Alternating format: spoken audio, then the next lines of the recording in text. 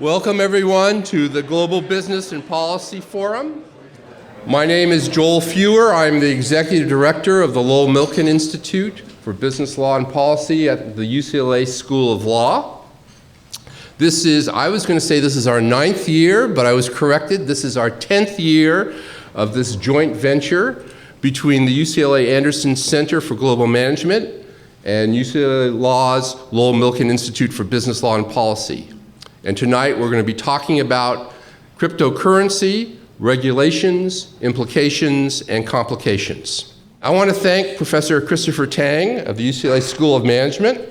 Professor Tang is a UCLA Distinguished Professor, Edward W. Carter Chair in Business Administration, and Senior Associate Dean, Global Initiatives. And on top of that, he is the Faculty Director for the Center for Global Management. And he's going to be joining me up here in a few minutes when we start our conversation with our featured speaker, who I'll introduce in just a moment. I also want to introduce and thank Lucy Allard, who's the Executive Director of the Center on Global Management and has been my partner for 10 years in putting this program together. I have to say Lucy and her team worked tirelessly to make sure that this event, with all of its many moving parts, comes off flawlessly, and I'm very grateful to her and grateful to have the ability and the opportunity to work with her. So thank you, Lucy. Okay. I'm going to introduce our featured presenter, Matthew Gertler, who's in the center here. But first, I want to outline for you how this evening is going to go. After I introduce Matt, he's going to make a presentation about cryptocurrency. And then Matt, Professor Tang, and I are going to have a conversation about some of the larger issues that surround cryptocurrency. And when I say conversation, I mean that Professor Tang and I will ask questions, and Matt is going to give us answers. And then we're going to leave about 10 or 15 minutes at the end for questions from you, from Matt. Don't ask me any questions. So let me introduce Matt Gertler to you. Matt is the General Counsel of Reserve, and he also has his own boutique law firm, Gertler Legal Services. And rather than doing the standard introduction, because when Matt and I talked, I really enjoyed talking to him about his career path because it was not a straight career path. So Matt, why don't let me just do this in a question and answer format. First, tell us about your education. Great. So I went to UCLA for undergrad. I did economic and history double major, largely because I didn't really know what I wanted to do, and I knew I was going to go to law school anyway.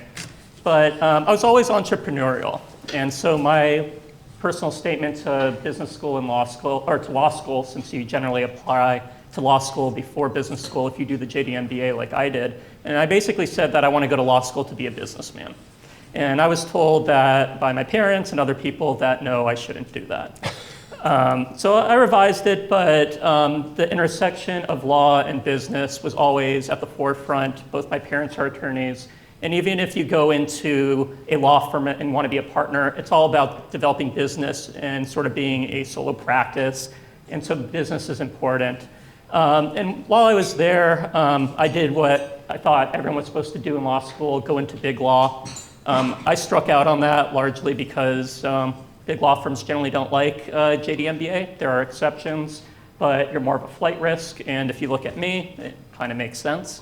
But to fast forward, I ended up working at Venmo one summer before anyone knew what Venmo was, and the same laws that applied to Venmo were then applied to cryptocurrencies later on.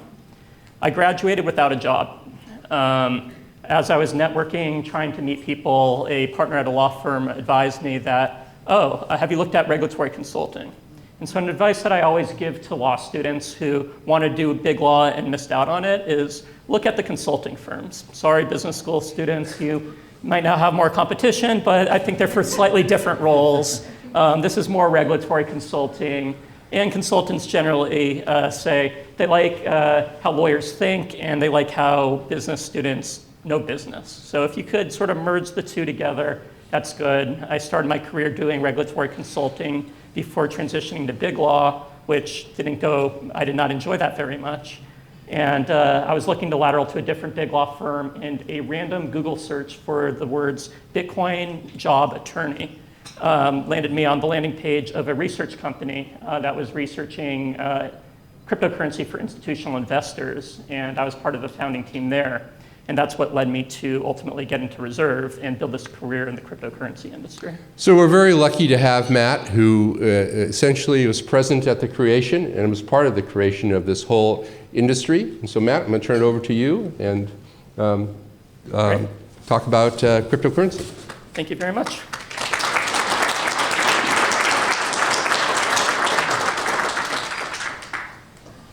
Well, thanks everyone for coming. I appreciate you choosing me over the Concordia exhibition game at Poly. But go Bruins once the regular season starts next week. So I've been asked to try to explain cryptocurrencies to you all, and I hope that I'll try to break this down into the simplest terms that I am able to.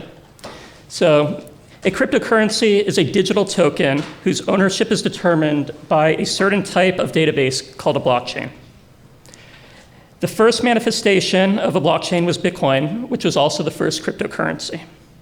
And really what this solved was a complicated computer problem called the Byzantine generals problem, which is sort of represented by this diagram here that you may or not be able to see, but I'll try to explain it.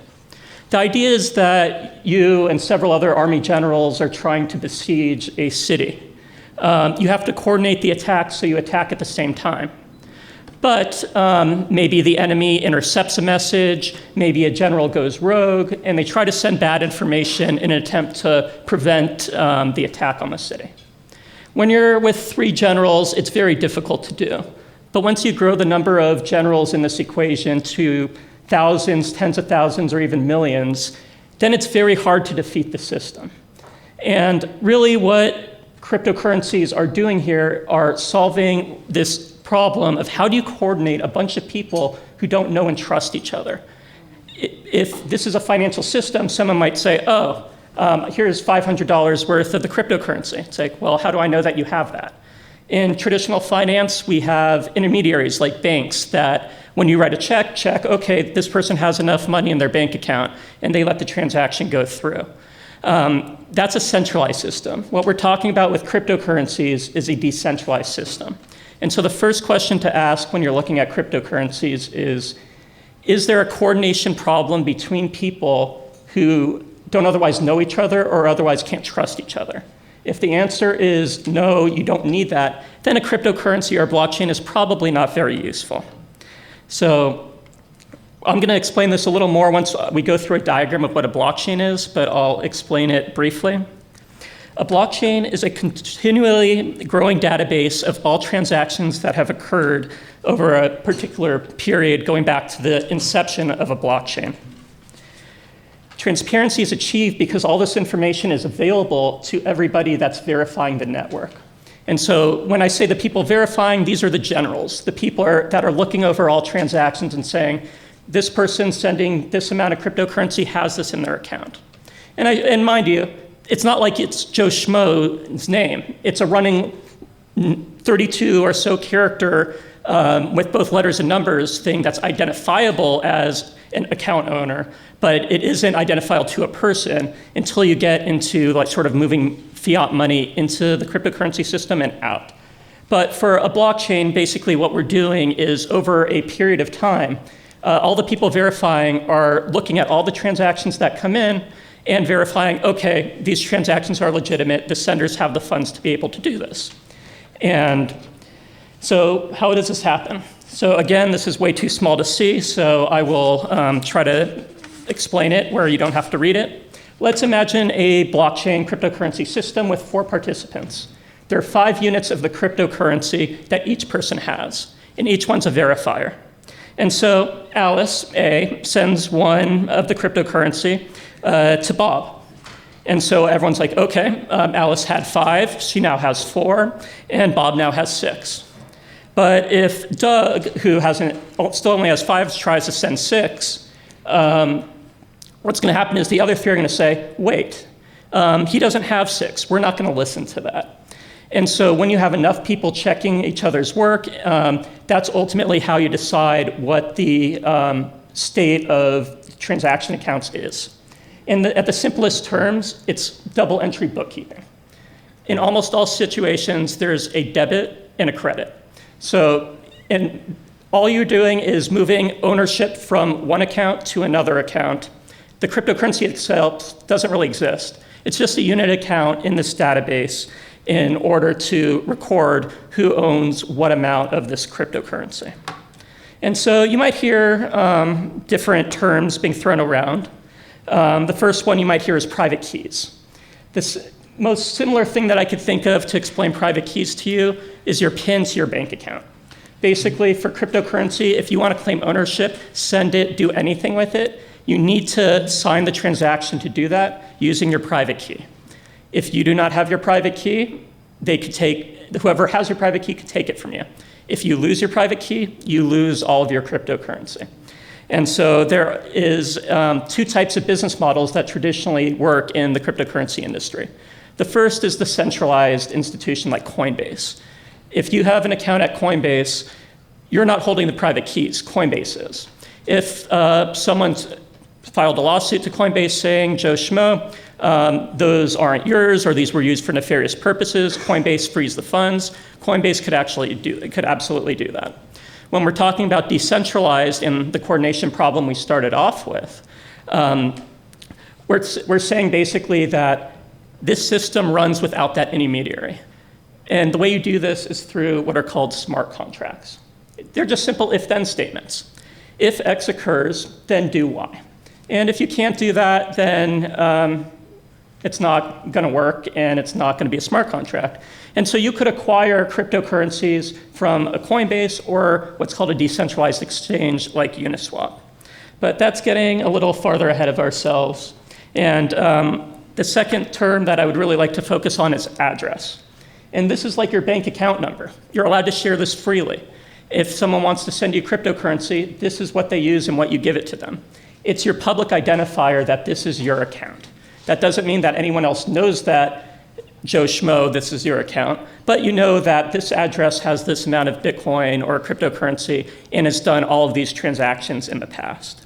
And then lastly, we have wallets, which hold both your private keys and what are called public keys. And you create the address from public keys. So the way to think about wallets are, your cryptocurrency wallet isn't holding cryptocurrency. It's holding the private key and the other keys that you need to be able to access and move your cryptocurrency. And so who participates in the cryptocurrency industry? The first were exchanges, which I just talked about briefly, the difference between centralized and decentralized. The next are users.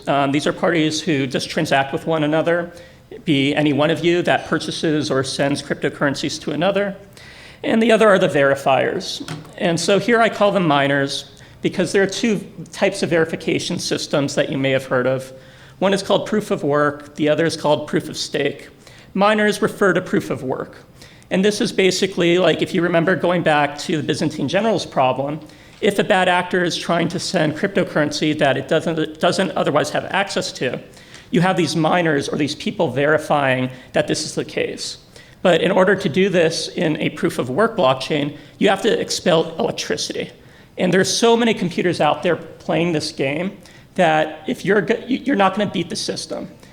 So from a game theory perspective, it is better to participate than it is to try to attack. And so assuming that you have a rational participant, they would rather participate than attack the system, at least on a cryptocurrency that reaches a certain size. You could also have proof of stake where instead of contributing electricity, which has a cost, you're basically putting up collateral. And if you're wrong or do something you're not supposed to, the collateral gets taken. And so those are the two big buckets. And so like what we've learned so far, cryptocurrencies solve the Byzantine generals problem of how you coordinate a bunch of people who do not know and trust each other, and to create a financial system using a blockchain that's a ledger of account, sort of like a double entry bookkeeping system. But many of you send emails every day. Most of you don't know that when you click send, the email gets broken down into packets of information, gets sent over phone lines, gets reassembled at the receiver's endpoint, and then the email is there. No one here, I'm sure, or probably no one here knows how that all works. And when it comes to cryptocurrencies, I feel the similar way. You need to know it works. It's a technology. It's a protocol. And frankly, if it's too complicated for us to use, it's far too complicated for our parents or grandparents to use. And it's going to be very hard to get mass adoption in that case. So why does cryptocurrency matter? It allows people to do something that hasn't been done before, which is this coordination of people in a financial system where they don't have to know each other to trust the information that's being distributed. But you guys all live in Los Angeles, I believe. Maybe some of you are in the executive program, might travel here. But our financial system's good enough. If you sell stock, you have limitations on when you could use the proceeds to purchase. If you want to wire money to an international country, it takes several days, might be pretty expensive, but the money will be in your bank account the next day. You trust that the financial system will work fine. And that's not really the case everywhere in the world. I want you to think about, or many of you might not know, in 2013, the country of Cyprus received a bailout from Germany and I think the IMF. And one of the requirements of it was that they confiscate, depending on the amount of money you had in your savings account, anywhere from like 9.5% to like 15% of every Cyprian citizen's bank account savings overnight in order to pay for this bailout. And so this was one of the rallying cries for crypto originally was, yes, we think we're supposed to be able to trust our financial system, trust our financial intermediaries, but you can't always do that. And there are places outside of the US, outside of Europe, where this is much more prevalent, although Cyprus is in Europe, so that's sort of an unusual case. And so where it's really important, and it's going to go into my next slide, is the developing countries. Before Wi-Fi, or high-speed internet Wi-Fi, lots of the world was sort of cut off from the world from a communication standpoint. It's when smartphones got inexpensive enough for the average person in a developing country can afford it, because they've now dropped to maybe $5, $10 US, which is still expensive in these countries, but is much more manageable than the $1,000+ you spend for a new iPhone. And so with that, people were able to access the internet. And this is what basically will give access to a lot of the unbanked and underbanked populations in the world. And so case study reserve, plugging my own company. Sorry, you invited me. You're stuck with that. So we're a US dollar denominated stablecoin. This means that we have a cryptocurrency that's pegged to a fixed asset, in our case, the US dollar. All a stablecoin is a cryptocurrency that's pegged in some fashion to some other asset. And so when we were thinking about launching, going to market, we're like, well, the US really doesn't need this. One, there's a ton of other crypto stablecoins out there, billions of dollars in market cap. So we're not very useful here. So we're like, who really needs it? And our conclusion was people dealing with inflation. And not the 8% or so we're dealing with currently in the US. The place we went to market in is Venezuela, which at the time was dealing with 9% daily inflation. Dollar today, 91 cents tomorrow, 82 cents the day after, and so on. And so what we noticed from people is that when they received their paycheck, they would go to their store immediately and spend all their money, because that's when you have the highest purchasing power. What we developed is our system allows people to buy our US dollar denominated stablecoin for this local currency that's losing all its value. And when they're ready to make a purchase at a store, they could come back, sell the stablecoin back to us at the current exchange rate, and make a purchase in their local currency without having suffered the devaluation from inflation. Obviously, I'm sure the business school students here are like, well, then you lose all the money, what's the fun in that? But there's a whole industry of people who need the local currency in real time. If you're an employer, you don't want to hold your payroll until you absolutely need to pay employees, because then you're losing all the value. And so there's this whole network of people buying and selling the local currency in real time. There are fees, everyone gets a cut, but the end result is we've created a savings product to sort of hedge against inflation, at least in Venezuela. We are going to we're now in 5 countries, Argentina, Colombia, Panama, Peru, and Venezuela. We're going to be launching Mexico later this month. Probably enter, hopefully, California sometime next year. And we're going to be expanding to probably a dozen other Latin American countries over the next year or so. And that's why it's important. There are other examples of great companies out there doing great things. I'm not going to lie and say that it's all rosy or most of the cryptocurrency projects out there are doing positive things for society. But that's why we generally have regulation. And you might hear that cryptocurrency is not regulated. Well, it really is. It's 100% regulated. Just because you don't follow the rules or comply with the regulations doesn't mean that these laws do not exist. And there are 3 main regulators we're talking about here. We're talking about the SEC, CFTC, and FinCEN. And the way you should sort of think about these 3 and how they interact are, SEC is worried, is what you're selling a security? If the answer is yes, they're the regulator of choice. If the answer is no, it goes to the CFTC, which stands for the Commodities Future Trading Commission. What's interesting about the CFTC is it doesn't regulate the spot markets of commodities. So think gold, wheat. There are no rules about buying and selling these things because they're abundant. If one producer goes down, it's still going to exist. Maybe in diamonds is a counterexample, but for the most part, commodities function that way. And both the SEC and CFTC have said both Bitcoin and Ethereum are commodities and not securities. But the CFTC can't really regulate Bitcoin or Ethereum spot markets. It could regulate futures, options, and other derivatives products, or if there's fraud, manipulation, or other bad acting, it can. But just the buying and selling isn't regulated by the CFTC based on the law. And so that's where the FinCEN comes in. And FinCEN basically says, okay, if neither of you are taking this, we're coming in. We'll get into what they regulate and how they regulate it in a minute, though. But first, I want to show what is a security. The SEC has broad definitions for what a security is. You have stocks, which you're probably most familiar with, bonds like treasury bonds, notes, which are loans, are similar to loans. Then you have these things called investment contracts. And I could have done a running list. There are more than 100 different types of securities out there. But what's interesting about investment contracts is the SEC created this category that is, well, if we still think it's a security and it doesn't qualify as any of these things we've come up with, we're going to throw this in this investment contract bucket. And this is what the SEC has used to determine whether cryptocurrencies are securities. The test they use is called the Howey test. Basically, it's an investment of money. So someone's giving money or monetary value. And this could be cryptocurrency. It doesn't have to be actual money, fiat money.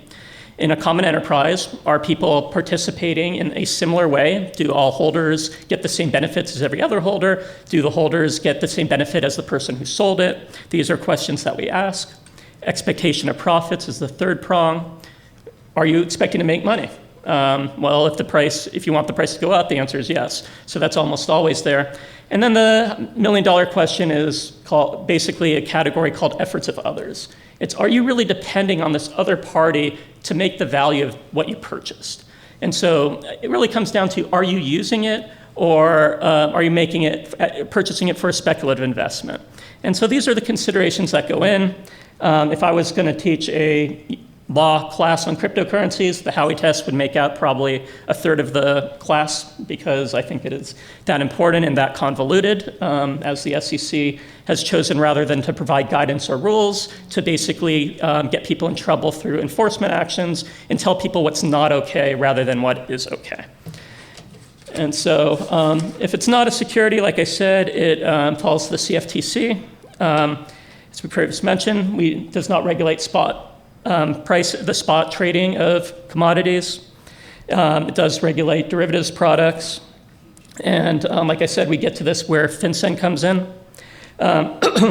FinCEN's rule basically comes into anyone who accepts and transmits monetary value from one person to another or into another form or to another location as a business is to be regulated in a category called a money service business. And so monetary value could take the form of dollars, could take the form of cryptocurrency, and it might not even be moving it from person A to person B. If I, as a business, am selling Bitcoin for dollars, then I am converting the form from dollars into cryptocurrency. And so that's where FinCEN has the regulatory regime of being like, okay, you are converting monetary value to a different form as a business, therefore you are regulated as a money service business. And the requirements are basically you have to create a compliance program, have a compliance officer, and do several other things. If any of you have watched the Netflix show Ozarks, basically what you're trying to do if you're preventing FinCEN violations is trying to catch the birds in Ozarks to prevent them from laundering their money. And so what you do, you need to analyze both people when they're onboarded to make sure they are who they say they are and there isn't any fishy business about them. And then you have to monitor them throughout their time as a customer to make sure that they are operating in a way that's not illegal or nefarious. And so where does this all sort of tie in?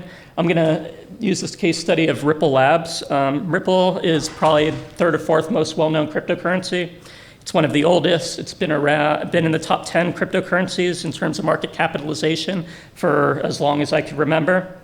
In 2015, Ripple was fined by FinCEN $700,000 for not registering as a money service business. You just learned they were selling their cryptocurrency XRP for money, but they didn't go to FinCEN and tell them that they were doing that, which resulted in this fine. 5 years later, the SEC filed an action against Ripple and brought them to court, which is still to be decided, for selling $1.3 billion worth of this cryptocurrency to investors. And the reason I'm flagging these 2 points is this is unprecedented. I have asked partners at law firms, I have asked anyone in the cryptocurrency industry, and groups like this. It's unprecedented for both FinCEN and the SEC to regulate the same business activity at the same time. So PayPal it moves money from point A to point B. They're regulated by FinCEN. They are also regulated by the SEC because they're a publicly traded company. But moving money from person A to person B is different than being a publicly traded company, so those are different activities. Here we're talking the exact activity of selling this cryptocurrency for money. That is potentially being regulated by 2 different regulators, which as far as I'm aware has never happened in history. But if you guys have other examples of where this might be, I would love to be proven wrong on that. And so I'm going to end with a couple takeaways. Some of them are things we talked about, others are not. If you want to get involved in the cryptocurrency industry, I think learning the lingo and knowing what's going on is paramount importance. That's how I got started. I started with a Google alert for just the word Bitcoin. And I had that for probably 6 years, just not even reading all the articles that came through, but like the little paragraph summaries. And sign up for cryptocurrency newsletters. Digital Asset Research, the company that I've plugged before, where I helped co-found, they have an excellent newsletter that I still use. Other thing to remember, cryptocurrency is regulated. Just because a lot of people ignore the rules does not mean that they don't exist. Cryptocurrency has the potential to improve the lives of many people. I didn't say this, but if there's anything you take away, do not trust anyone who claims to know what's going on with cryptocurrency prices. I can promise you they don't, I don't, and I feel I'm very well informed. And lastly, if you're going to decide to purchase cryptocurrency, make sure that you understand everything you can about the cryptocurrency you're purchasing. And I can't stress this enough, dollar cost average into your position. Don't just spend all of your money all at once, because then you're basically gambling on the price. But if you want a legitimate position into a cryptocurrency, take the average over an extended period of time. That's all I've got to say on this presentation. Thank you for your time.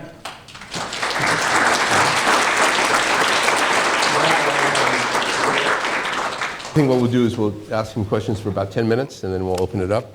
So I have a whole bunch of sort of basic questions about cryptocurrency. As I've told you, I'm a bit of a skeptic on cryptocurrency. And one of the reasons I'm a skeptic is the idea of use. So if it really is a true payment system, one of the characteristics of a true payment system is ease of use. I can go and buy a sandwich. with whatever I'm paying with, my credit card or my dollars, right? But we haven't seen that really happen very much with cryptocurrency. A little bit, but not very much. Do you think that will change? Do you think that, at least in the United States, there will come a point soon where we will be using cryptocurrency to buy commodities and regular goods? I hope so.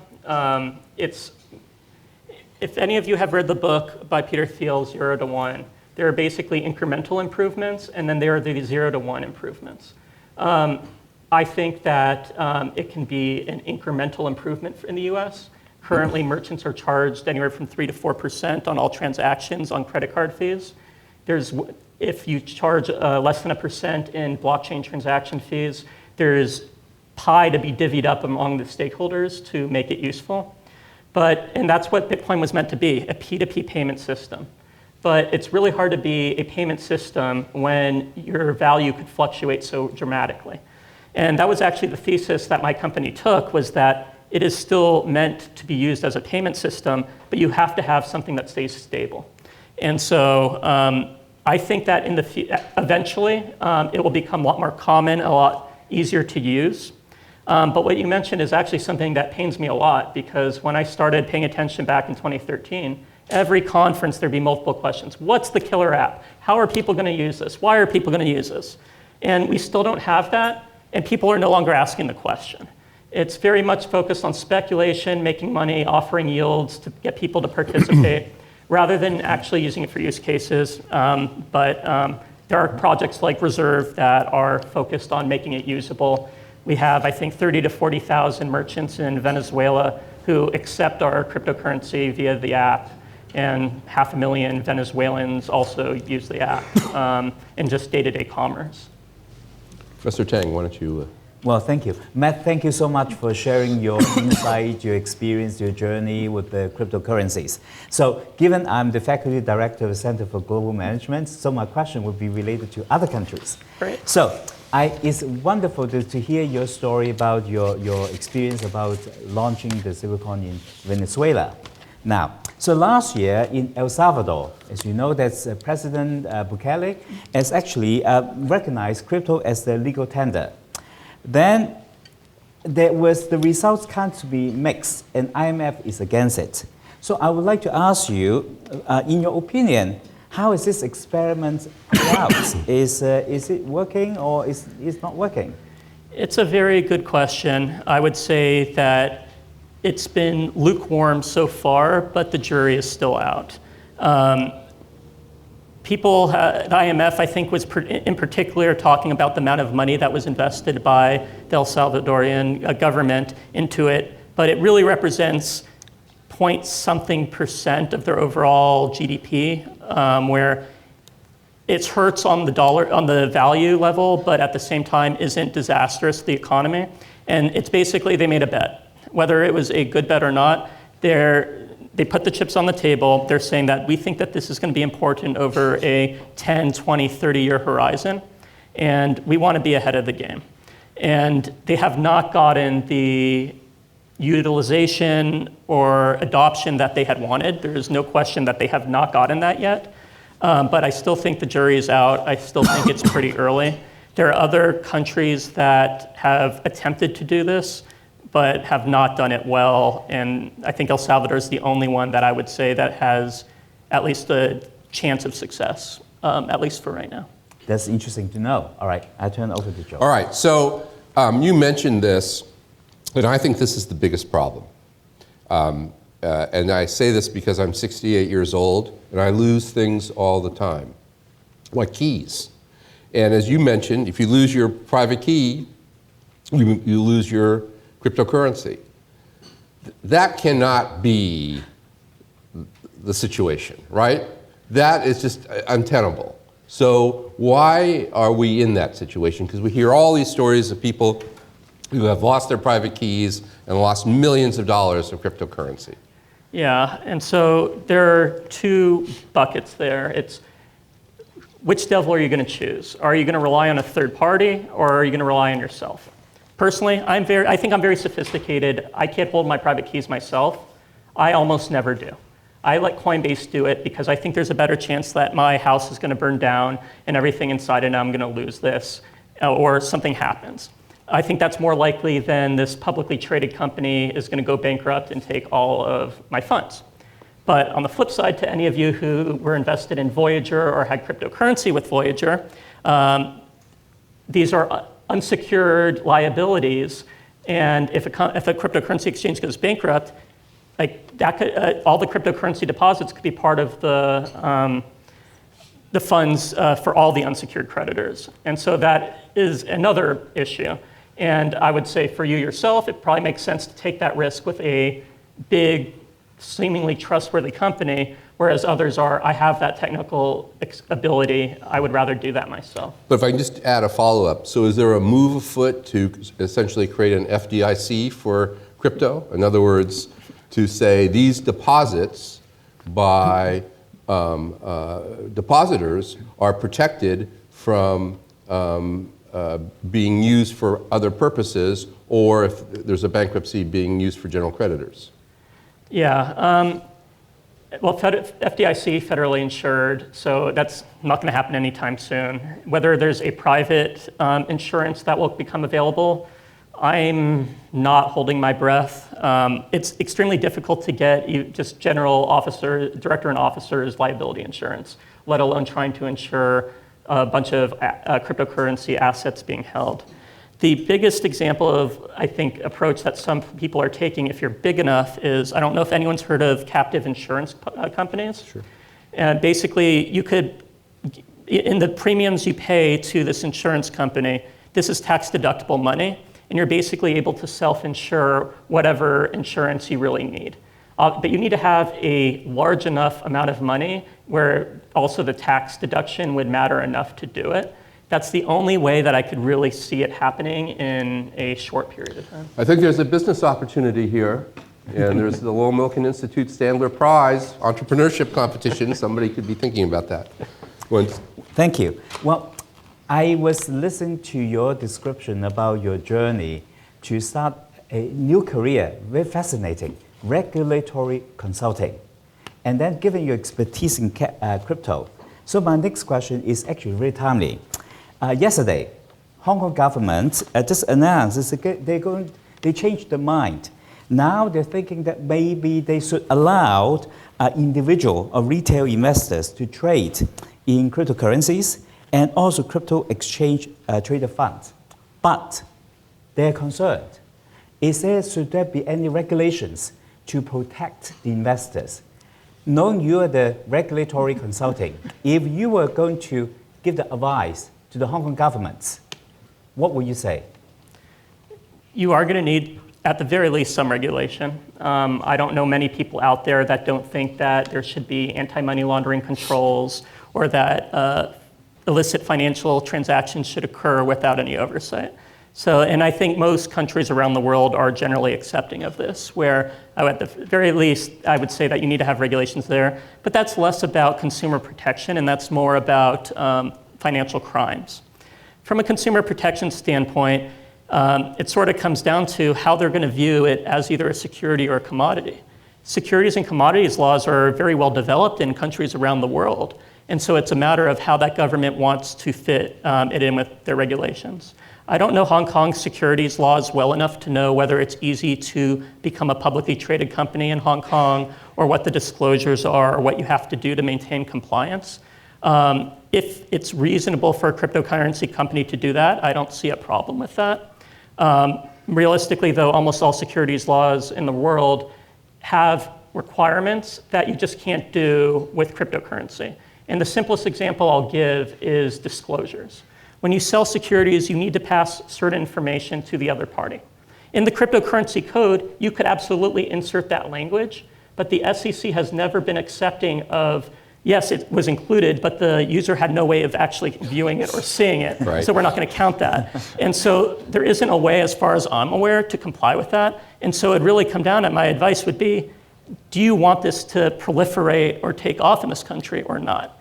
And then it would be, okay, do you want it to be regulated by your securities regulator, your commodities regulator, or your financial money transmission regulator, which may also be the commodities regulator, depending on the country that we're talking about. Okay, just a following question. Now, right now, a lot of cities or countries, they are actually competing to creating digital assets and also providing startups to conduct this kind of trades in cryptocurrencies. This includes Singapore and Dubai. Now, the regulations is not quite kicked in yet, but then during this time window, do you think that investors is taking a big risk, or is it time to jump in right now before the regulations kicked in? Right. Well, I think in true lawyer fashion, it depends. It depends on what the cryptocurrency business is. If you're just talking about purchasing a cryptocurrency, the odds of one of those regulations having a meaningful impact are not very much.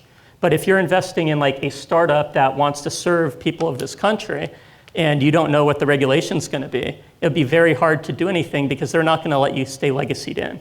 Sure, you might have a period of time to come into compliance, but it is very difficult to go into a country where you don't know what they're going to do. They might hint at what they want to do.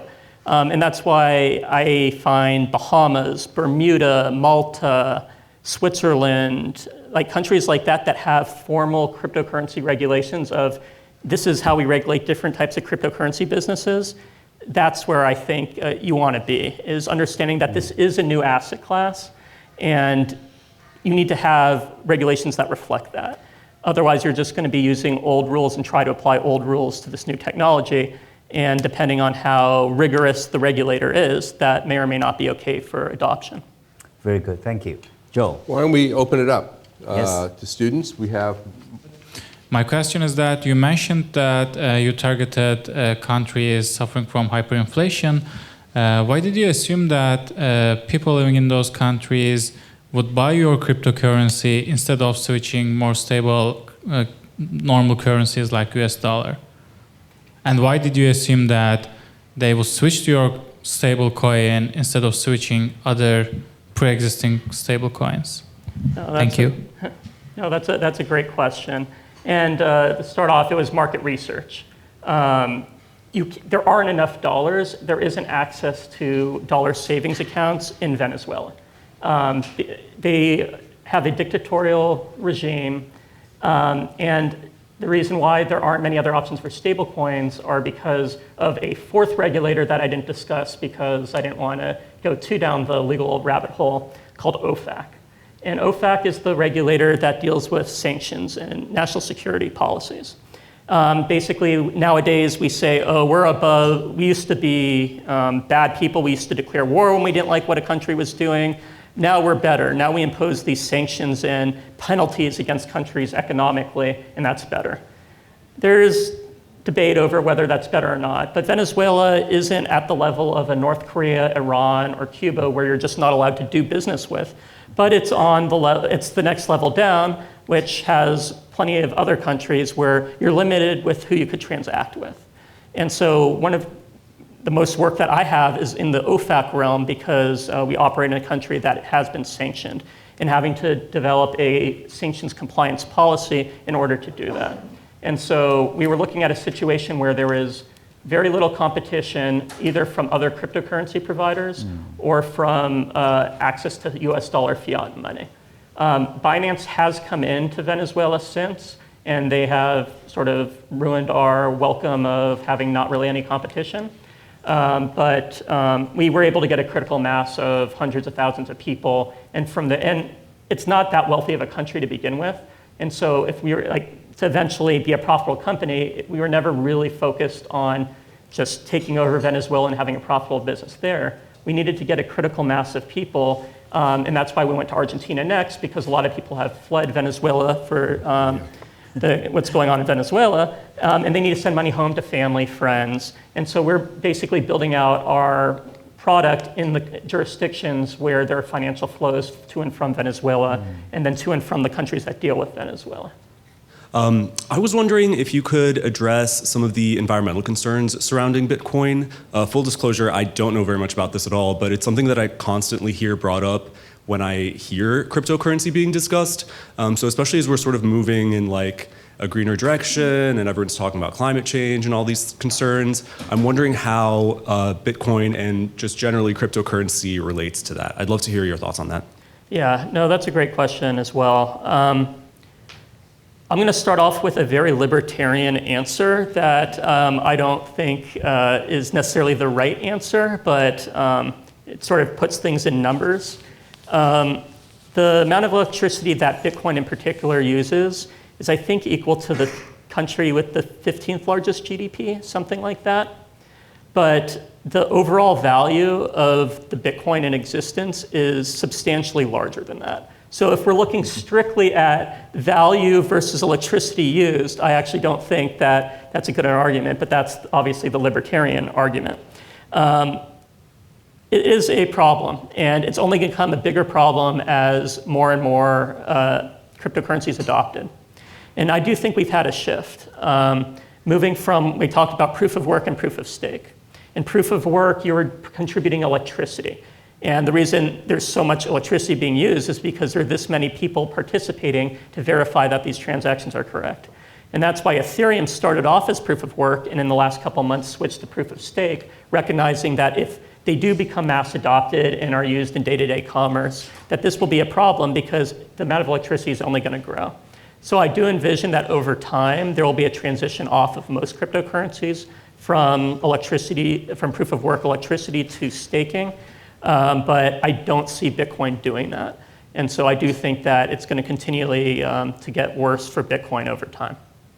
I was hoping you could talk a little bit about the advantages of setting up reserve as a cryptocurrency. After all, Venmo has achieved a widespread use in the U.S., but isn't set up as a cryptocurrency. So, and it seems to me that from the business model, it could be set up, in a different something akin to Venmo. So yeah, I'm hoping you could talk a little bit about why it was set up the way it was, or what the advantages are.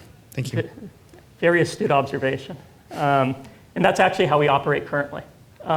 Basically, we are a Venmo-like app where we have the stablecoin in our own wallet, where if anyone wants to withdraw their stablecoin to their own cryptocurrency wallet, they could do that.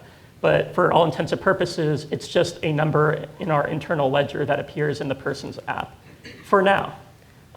Because there's two regulatory regimes, the centralized and the decentralized. And for where we are in our technology stack, we need to be centralized. We don't have the infrastructure for it to move to decentralized. I would say on a 5 to 15-year horizon, we will transition over to that. And part of that is sort of redundancy in preventing shutdown. We operate in countries that, like Venezuela, for example, if we were to massively replace the bolivar in everyday commerce, the dictatorial government isn't going to be particularly pleased. And so in order to have redundancy and prevent shutdowns like that, you need to be decentralized, but you don't start that way. And if you do start that way, a lot of mistakes could happen, and there have been many hacks along the way for people that try to do the decentralized perspective too soon. So I have a question from a remote participant, an executive MBA student, who wants to know, is there any conflict or limitation in using cryptocurrency for trading over the internet from a money laundering perspective? It will depend on what you're doing on the internet. If you're sending it to just some random person one-off, there really isn't. You can't send it to somebody in Iran, Cuba, North Korea.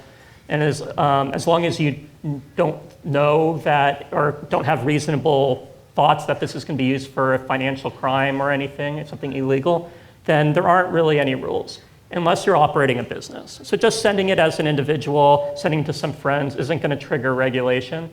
But if you're buying and selling cryptocurrency from a bunch of different users, then there are limitations on sending it over the internet because you're now in the business of providing this service. So there's a link between like high speculation and the volatility of like any asset. So do you imagine that like the more regulation that comes involves the decreased volatility, which will bring to a more stabilized range of like a lot of the cryptocurrencies, or like how do you foresee or any market research of what the what an increase in regulation would do to pricing and volatility? That's a good question. In the short term, it would make it very volatile because I would expect massive price decreases because of that, and then a lot of sort of yo-yoing until the market figured out how it wanted to interpret the regulations that were coming down the chain.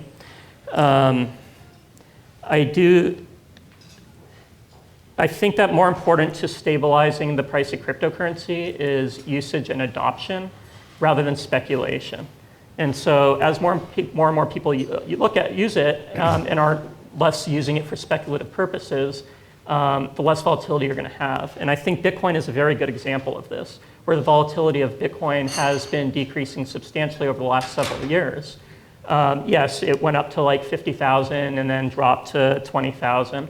But in the scheme of things, for the vast majority of the time, it sort of fits in the same range. And then there's a bubble, it bursts, and then we sort of go up the chain. And so I think with other cryptocurrencies, that's a lot less the case. You're dealing with a lot more like drastic drops than you are with Bitcoin. But even then with Bitcoin, it's still very early, where you're still not going to get the lack of volatility that you're talking about. I think we're still 5+ years away, if not longer, before we have that. Thank you. But theoretically, with a stable coin, you would not have much volatility. That's exactly right. So that's the benefit about Right. stablecoins. Yeah. Right. My question was about Ripple's $1.3 billion fine.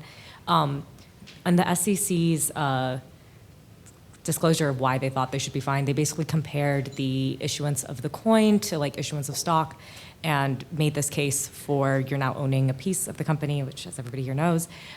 So based on the 4 regulators that you discussed today, who do you think should be regulating the issuance of these types of coins? I believe it should be regulated by the CFTC. My reason being that all cryptocurrency systems have some use or purpose, whether it's just moving value around, whether with Ethereum we're dealing with smart contracts, there's some service there. And the cryptocurrency is the unit of account. It's the ticket to ride. It's the Disneyland dollar. It allows you access to the system to be able to use it. Whether or not people are actually using it for that purpose or not is a different story. But for securities, you don't use them for any real purposes. You don't pay people in securities. In employment agreements, yes, you might get stock of your company. But if you just buy Apple stock, you can't go to the store and use that to sell things similar to bonds, notes, other types of securities. Whereas commodities, you use them for something.